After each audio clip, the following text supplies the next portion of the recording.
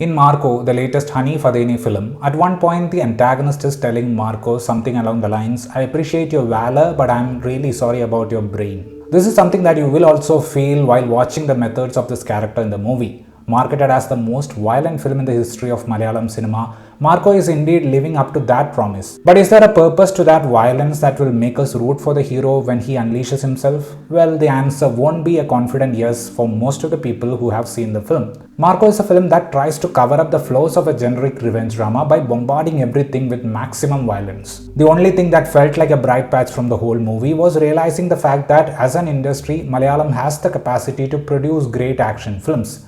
We just lack the craft to write them. The movie has no connection with Adeni's first collaboration with Nivin Poli Mikhail. They have just used that character in an entirely different story. So the story is set against the backdrop of a gold smuggling syndicate. Our hero, Marco's elder brother, is a prominent name in that syndicate. At one point, Marco's younger brother gets murdered and that prompts him to return to Kerala. What we see in Marco is the investigation Marco does on his own to find the culprits behind the death of his brother. I'm not against violence being shown on screen. I'm someone who has enjoyed the John Wick saga and the recent Hindi film Kill. All these films had the same idea of one man going against an army of bad guys because they did something that caused them huge personal wound. While the other films did that with extreme realism and rawness, Marco is trying to stylize it way too much. The lines are clunky in many areas and it felt like if the movie had less dialogue, the intended mass euphoria would have been there. Some of you may have seen this troll video from the movie Prajapati where Mammootty uses the famous dialogue from The Good, the Bad and the Ugly, when you're going to shoot, shoot, don't talk. And the next moment he gets shot. The structuring of some of the sequences in Marco is like that. As I said in the beginning, Marco gives you a sense of promise when you look at the production quality of the film. The cinematography of Chandru Selvaraj is truly brilliant. He blends style with craft to attain some of the high moments in the film, and even the prosthetic makeup and the visual effects part of the movie are also brilliant. It's just that the writing is extremely weak and it is hiding the weakness by creating set pieces that are deliberately designed to make things uncomfortable for the viewer.